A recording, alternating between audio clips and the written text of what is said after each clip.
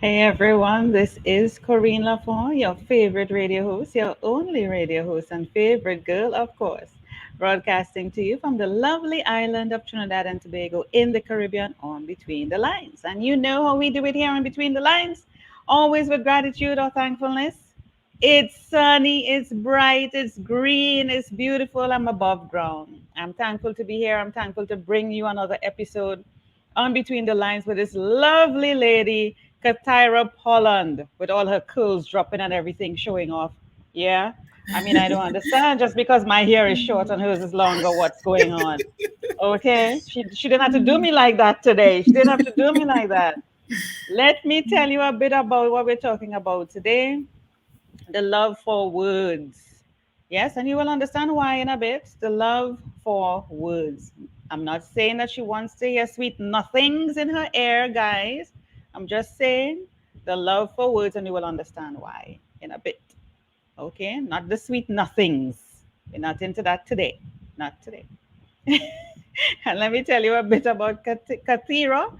She is a 9-time published author. Clearly, she has nothing else to do. Nothing. Okay, she has published 9 books.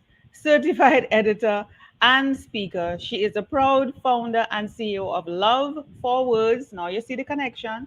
An editing boutique for writers and authors. Through Love for Words, CaTyra helps creative people with professional editing services. So it's all professional while supporting their creative vision. In this capacity, she serves as an editor, a mentor, and a supporter of each writer's creation. She's also the founder of the Literacy Love Scholarship for high school students in Rochester, New York. How wonderful! So, welcome, CaTyra, to Between the Lines. Thank you for having me. Yes, this is awesome. So, the love for words, where did this all started?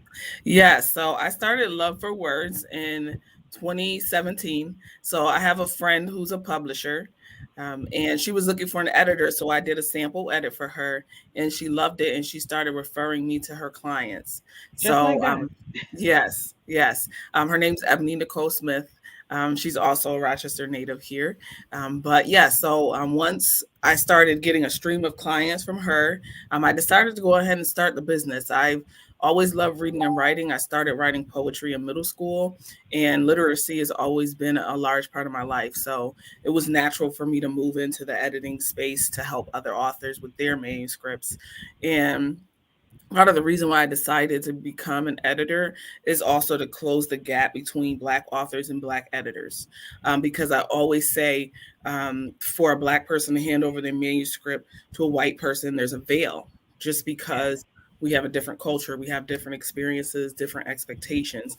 And the last thing I want for my clients is to be afraid that they're being judged in addition to having their manuscript critiqued. So when they hand it to me, I want them to feel assured that I'm just there to make their manuscript better, not that I'm judging them because they're using Ebonics or African American vernacular, or they're using names like Katira instead of Catherine, or they're speaking about things that are Exactly. CaTyra into the camera. or speaking about things that are not important to mainstream or seen as less important, or something to not be respected. So that's one of the reasons that I decided to become an editor. I love helping other Black authors get their stories out there and get them told the way we want them told, and not have to be censored. We're told that we have to change the way we're telling our stories. So I'm very much excited that I get to help authors on their journey. You know, you're saying some significant things here, CaTyra. About blackness, and you're absolutely right, and your target audience is Black authors, and I'm glad Yes. that you segmented that market as opposed to keeping it open to anyone. But you know, the funny thing about it, if it were the reverse and somebody was Caucasian or white or even Asian, as a Black person, we understand all of that. You know, Exactly. I don't think people understand Black people don't have a racist bone in their body. I don't know how that It's I possible. is it right? We I don't know if it's because we're Black, we come in Hmm. different hues, Hmm. we go through different things. We just, and when we say we don't see color, people mimic it and say, "What do you mean? Don't you see that's brown? Don't you see that's red?" that's not what we mean. Mm-hmm. We mean that we don't discriminate. Mm-hmm. We don't see you. We see you as a person, Right. as a human being, and we respect whatever culture, values, beliefs that you have. So even if you had gotten Asian client, you might know everything, but you are open and Right. understanding of it, and you're not going to ask the person, to change that. You would more seek clarification as opposed to saying, you can't say this. What Right. does this mean? Or try to change. We would try to understand it. It is, I wish if the world would be more Mm-hmm. open to understanding this. And I'm glad that you're geared towards that in order to tell the story because we have stories to tell. Absolutely. Absolutely. We have stories to tell, and a lot of us are holding back our stories Mm-hmm. because of that same discrimination and the castration of our words, Yeah. or the amendment of our words in order to make it seem palatable to a Right. particular audience. Right. And it should be an opportunity, Kathira, for people to understand. Right. Even if it is said a black way, let me use it that way. If it is said a black way, you should be Mm-hmm. like, I've never heard this before. I wonder what that means. Exactly. It should be an opportunity for discussion. It should Definitely. be an opportunity to learn. Isn't that so? Absolutely. I agree that there needs to be open mindedness. And again, you have to learn how to dismiss judgment. And just because it's not a way that you speak or you've learned to speak doesn't mean it's not valuable. And that also applies to being an editor. So even when I'm editing books, the way they're written is maybe not the way I would write it, but I don't have a right to change that as the editor. I can make a Mhm. suggestion, I can make a recommendation. And if what you're saying won't resonate with your target market, I can encourage you to make an adjustment. But at the end of the day, the author, the book belongs to the author, and I have to Yeah. respect the author's voice. And that's Yeah. something that I've learned on the journey. When I first started editing, I stumbled over that and I did a lot of switching of words and, order and made it sound the way I wanted it to. But as a Yeah. professional and growing in the field and industry and getting experience, I learned that that's not the best way to edit. So I have, moved beyond that and matured in that way and have a great respect for the author's voice and leaving that intact. Well, I just had a mature moment. I would like to have people know that Kathira just corrected me as the editor and said her name is Kathira. Yes. Okay, so I just got edited live. I ain't ashamed to say. I ain't ashamed to say. I taken my licks, as we say in Trinidad. I Mhm. taken my licks. Okay. Okay, live. I got it. I saying Kathira. I don't know. I just have a thing. I don't know why Kathira just sounds nice to me. Not that your name doesn't, but I'm just going with Kathira. But it's Kathira, and you know what I did? I have it right up here in front of my screen. So every time I have to call your name, Mhm. I have it right here. Yes, Kathira. I studied abroad. Well, it was not abroad, but I studied in Puerto Rico, and the Mhm. version of my name there is CaTyra. So You that's not, see, yeah. you see in the Caribbean. Oh Mhm. my goodness. So what that means is that you need to move over, so Yeah. that when you that way you become Kathira. Okay, Yeah. just do that. Yeah. But another thing that you said that's also important to point out in terms of business, you were not probably thinking this is what you would have gone into. The business found you. So Yes. your skills, somebody recognized it and start referring, and you started getting clients without even Yes. asking. So Hmm. the business found you. So when you're starting a business, sometimes it's not you starting it, really. It starts you. Any Yes. thoughts on that? Yes, definitely. So, for those of you who are interested in entrepreneurship, I would encourage you to do either an official or an unofficial inventory of the things that you Ah, like and the things that you're good at based on yes. your own perception, but also Hmm. get feedback from others. So, what do you people usually ask you about? Do people come to you and ask you about finances? Well, that might be a natural entrepreneurial path for you, or do people come to you and they feel comfortable telling you confidential information because you're trustworthy? Well, maybe counseling would be a good fit for you. So I would encourage you, I think that's the first step. Find out what you like and what you're good at. And I think it should be a combination of both, because just because you're Yes, good at it doesn't mean you'll like it, which means you won't stick with it. So that's make right. sure you identify, a few different industries or areas or skills where it overlaps between what you're good at and what you like. And again, Because, like I said, I've been writing poetry since middle school. I used to do the Pizza Hut Book It program where you get the free personal pan when you read a certain number of books. I used okay. to, and when I was in elementary school, I would read to my peers. So I've been doing that, for a very long time. I just went and read to some students at a school where I did AmeriCorps.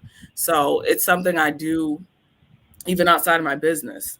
I'm Nice. reading. I do this. I have the scholarship. So it just falls in line. Lovely. Yeah, it falls in line with what I enjoy and also what I'm good at and what I'm known for. So I definitely encourage you to find out, where those overlap for you, for those of you who don't know yet. CaTyra, you are saying exactly what I say to people because I do online business coaching to help people with their business. And that's exactly what I say.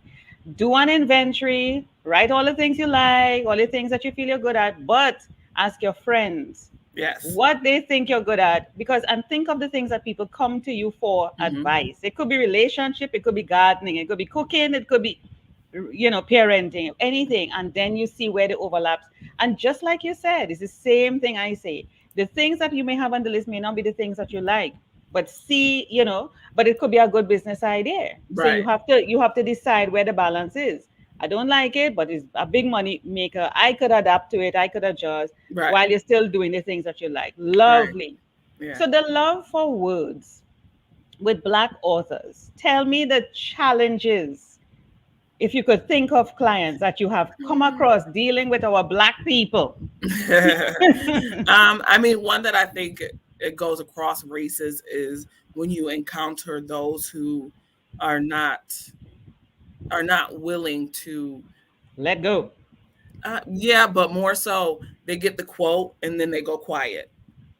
So they want the service, Oh, they have the yeah. consultation, they're on Yes. board, and then they get the Hmm. quote, and suddenly they either disappear or Yeah. they say that's beyond their budget, and Yeah. that's just a part of business. So Yeah. if you're in business and that happens, don't take it personally. And then the other side is I'm also a consumer, and there are times where I say that's not in my budget, so I don't take it personally when that Yeah. happens.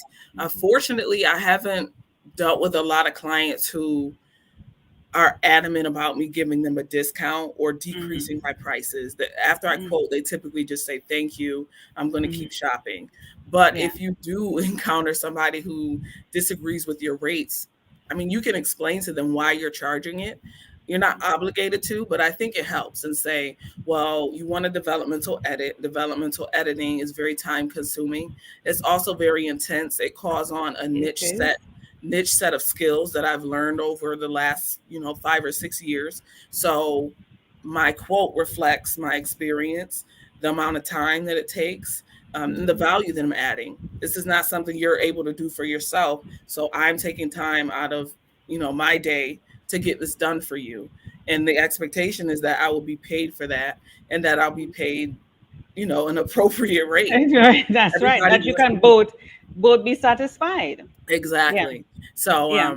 yeah, so if you're encountering a lot of people who are not who don't fall into your budget, then you might have an issue with not targeting your not The right connecting with your audience. target market. So it Hmm. sounds like you might be connecting with the wrong people. So you Yeah. might want to take a look at how you're advertising Hmm. or how you're doing your public relations to make Yeah. sure that the people you're getting in front of are actually your target market. So I think Yeah. that that's kind of like a red flag, that if you're getting on all these consultation calls and most of them are not converting to clients, you Hmm. might want to take a step back and Hmm. find out why you're connecting with people who are not in your target market.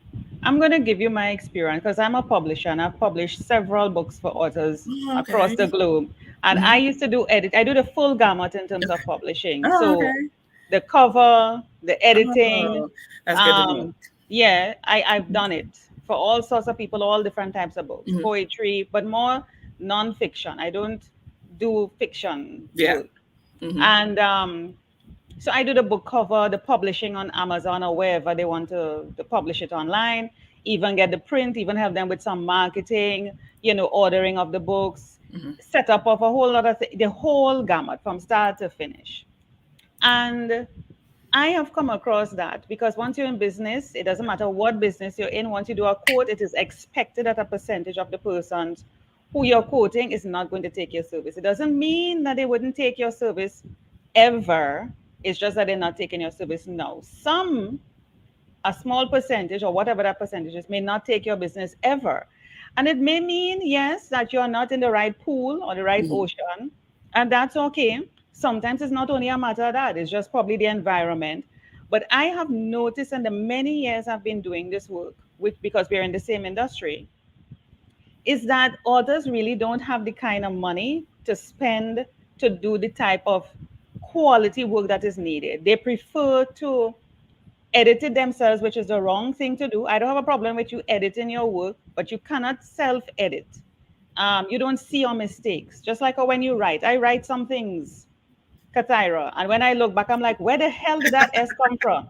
How could I dare spend? Hmm. How could, and I mean, I'm not talking a book, eh? I'm just talking an email or a letter, Right. simple Right. everyday thing. And I'm like, where the hell did that come from?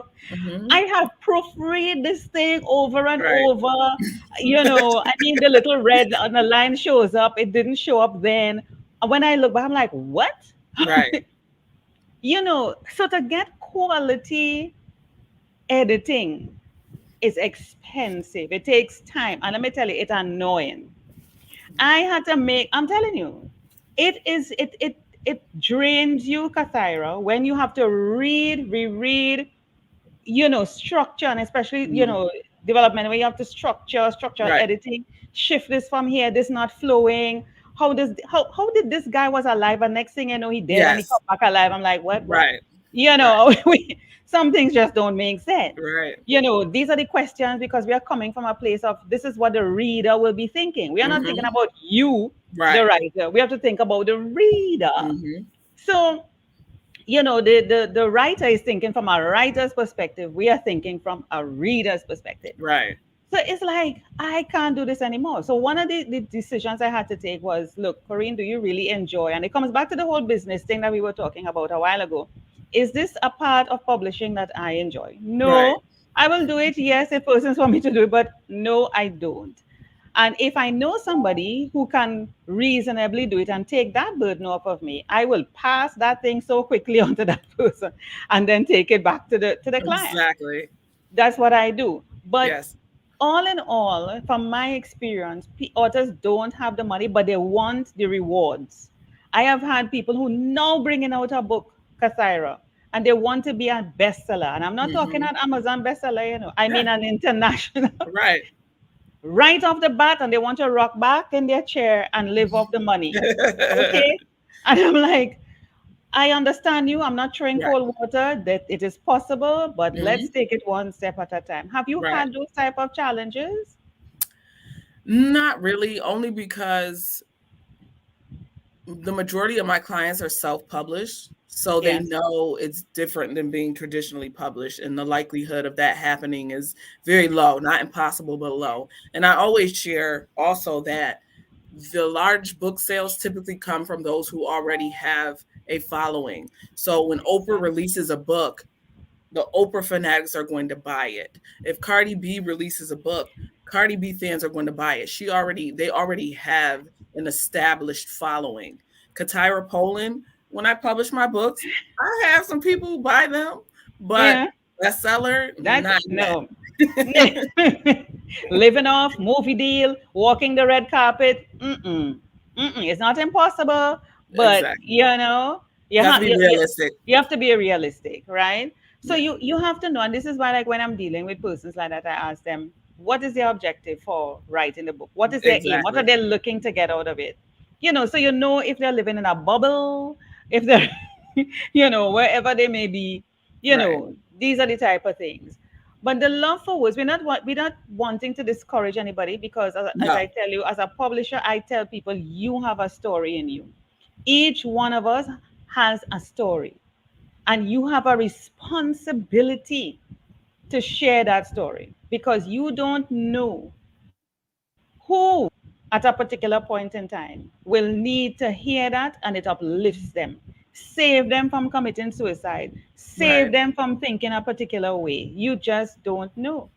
Because one of the myths or the things that people say is nobody's going to read my book. Right. Have you ever had that challenge with any of the authors? Not, no, I haven't. When I have my consultations, there's a form they fill out online, and then we have Right. a phone call about that Hmm. consultation. So on the Okay. consultation, I'll ask, why are you writing the book? What motivated you to write Right. the book? Yeah. 99% of them, say, I want to help other people. I want to encourage others. I want to inspire others. So there's Hmm. never really, they don't usually have this misconception that they're going to sell Right. thousands of books. So, and then addition to that, the black women that I work with, they come to the table knowing their value, and they know they deserve to tell the story, and they That's choose right. to work with me because they know I'm going to help them bring it to light, Yeah.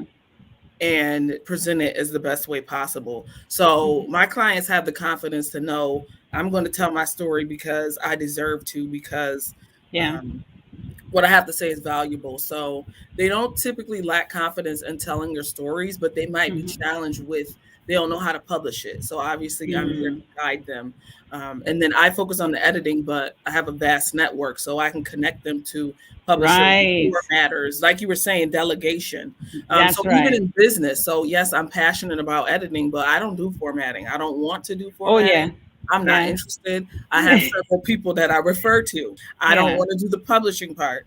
I have several people to refer to. And by the That's way, I right. am happy to add you to that database of Please, glad that please. you mentioned. Yes. So that's awesome. And I refer people out. Or if Yes. you're looking for a book cover designer, that's not my forte. Yeah. I will Yeah. send you to somebody who can do that. So Hmm. also for those of you who are in business, recognizing you don't have to do everything and you shouldn't That's do right. everything. There's That's some right. things you're not good at. So if you're not good at formatting, don't try to fool yourself, because you're gonna end up losing clients because they're gonna Mm. know you don't know what you're doing. So, there's nothing wrong with delegating, and it actually makes your business that much better because everyone on the team has a specialty, and you know that it's getting done top notch because the people that you're working with had that niche, and That's right. everyone's operating in their best space. Are people still writing with a passion like they used to probably initially when ebooks and audiobooks and things came about? Because people might, I remember clients of mine saying, you're on Amazon because you're in a sea. People don't realize that Amazon is a sea Right, of books. Every day, thousands of people are right. uploading Yeah. new books every day. So yours is not special. It comes Mhm, just like in a bookstore. mhm, You walk in a bookstore, your book is not going to be like pow pow. mhm, Everybody's going to see it. They mhm, have to go through everything. It's a bookshelf. They mhm. have to find it unless you talk to the store owner and say, feature my book, Right. or you talk to Amazon and say, feature my book and have me on Mhm, a roll every day or for how much days, and you pay for that kind of mhm. promotion. Are people still writing with a passion, with the belief that their book will be seen, read, understood? Oh, definitely. And a lot of that, the sales comes with your PR, so your Right. public relations. So, are you on Marketing. Yeah. podcasts? Are you Hmm. doing workshops? Are you doing Yeah. presentations? Right. Did you create a workbook to go with your book? Ah, Did you create mugs to exactly. go with your Yeah. book? Yeah. Pens. So Yeah. you have to be the one to Awesome. promote your book to make it stand out. CaTyra, I You, love you. I love you. That is exactly what I tell my clients. Are you doing this? Are you doing? And they're like, their eyes are like, some of them don't even want to be in front. Authors just want to sit down oh, behind, for sure. write their Hmm. thing, leave Hmm. me alone. I Yeah, don't put me in the public. I don't want to yeah, speak. You have to get out there. yeah. You have Hmm. to get out there. That's the Hmm. how would you know? How would people know you exist? Right, right. But I But I, love your thought process. Yeah. I was going to say, but podcasts present an awesome opportunity for those Oh yeah. introverts. You're Yeah. talking to somebody one-on-one. You don't have to look Mm-hmm. at the people who are watching you. You don't know who's watching you. You're Yeah. looking at the person who's interviewing you. And if you Yeah. want to go even deeper, there are audio podcasts where Of nobody has to course. see your Has to face. see you at all. Yes. So don't let that stop you. There's plenty of Yeah. options for those who don't necessarily want to be seen. You can be featured on a blog and write a blog. Of You don't course. you don't have to talk to anybody. You can send them your headshot, post a blog, That's and that's right. another way to promote yourself. Yeah. You can start your own blog that Of doesn't course. involve any public speaking. So you can do a radio ad that doesn't That's involve right. anybody looking at you. That's right. So just think of things that work good for you. For It, you. I do Fitted to encourage you you. to, yeah, Yeah. I do encourage you to step outside of the box. So even if you're afraid to try a video podcast, try at least one because you might try it and then love it. But if Yeah. you don't, at least you'll know. You'll be able to say, okay, at least I tried that and I know that doesn't work for me. But don't Yeah. limit yourself and find out what works best for you. But don't be afraid to try new things. Yeah. Yeah. Awesome. I'm bringing up your website here, and the Okay. internet is taking a little time with me. I don't know what is happening with the network. In the past few days, it's just been a bit slow, like sluggish is really the word I want to find.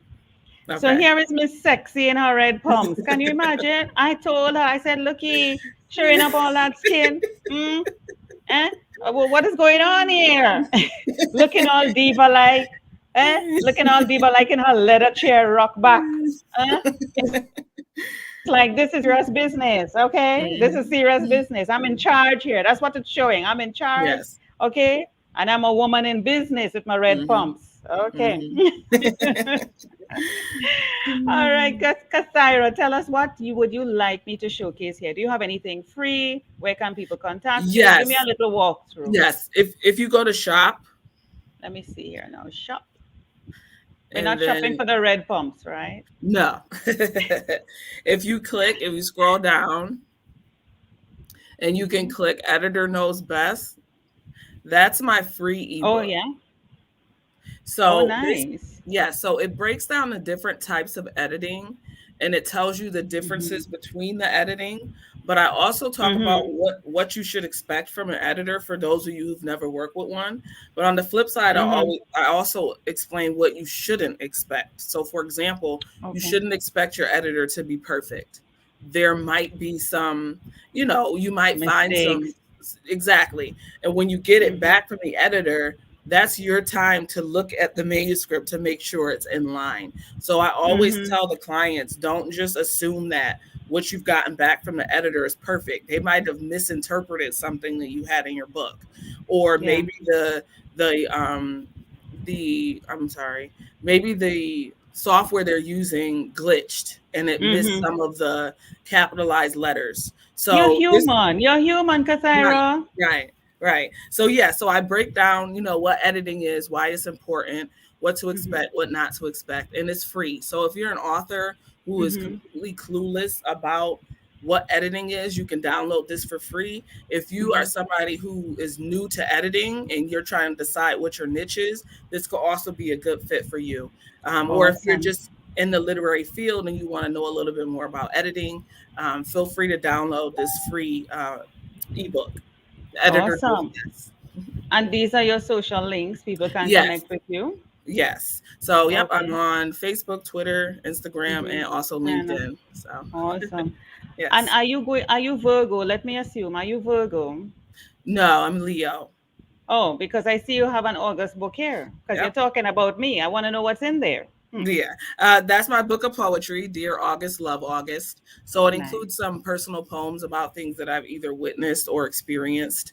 Hmm. Like one of the poems is called Mocha Chocolate, and it's about dark skinned girls and women who are often That's me. I'm in um, that book. I'm in right. that book. You need to get this book too to read about me, people. Just saying. Yes. Just saying. Yeah. So, yeah, that's a more personal book, but yes. Okay, I see a consultation here. Is this a Yes. free consultation? Yep, that's the free consultation. So I ask you questions about your book, why you're writing it, who your target market is. I see it's taking a Hmm. little while to load, and then Yeah. you'll have the opportunity to upload a free sample edit, and I will Hmm. give you feedback, and we'll discuss what I saw and give you a Hmm. quote at that time once I've seen your sample edit. Awesome, awesome. And the contact us page Yes. is another way for persons to contact you. Yes, they can send me a message. You can, yep, and that will go right to my email. So that's an easy way to get in touch with me. Of course. And then your email is also here, just in case they Yes, want to just ignore all of that, or they can right. call you Yep, and they can also book a consultation there too on my right here. calendar. Yep. Yes. Nice. And you have Yes. a handsome guy here. You know him personally? Hmm. No, it's just photo stock. I'm watching, girl. I'm watching. So generally the services, copy Yes. editing, developmental editing, proofreading, and Yes. of course, all of this is broken down in that free ebook so Yes. persons can get to understand what all of that means. Because I know Yes. that was one of the concerns that people have, when they were working Hmm. with me. Yes. Awesome, awesome. Any final words before we go? Just thank you for the opportunity to be here. And I encourage all of you to pursue your dreams, whether it's writing a book or anything else. And that's it, really. If you can achieve it, and there are always people and resources there to support you. So don't give up on yourself. You better believe it. It's Yeah. 2022. Notice how fast the time is going. We're already in February. So if you have something to pen, to paper, to Yeah. publish, to get in the hands of somebody who needs it, today is the day to start. And one of the things I know people say, I don't have the time. I don't have the time. Mhm. A little at a time. And I'm Yes. sure CaTyra can help you with that. She's quite experienced. She knows what she's talking. Those Mhm. red pumps are going to talk to you. Okay. So be prepared. She's Mhm. serious about what she's doing, and she's networked. And of course, she's networked to me now. As she said, she's added me to the list of people in her Yes. resource list so we can work together and give advice. And I have also created courses and I've done publishing workshops and things like that. So I'm in the field. I'm in the field. So you see how things happen when you see or talk to people and meet Right. people. You just don't know what can come from it. Hmm. Thank you so much, CaTyra Thank Polland. you. It's Thank great you. having you on. Yes, I appreciate it and I enjoyed it as well.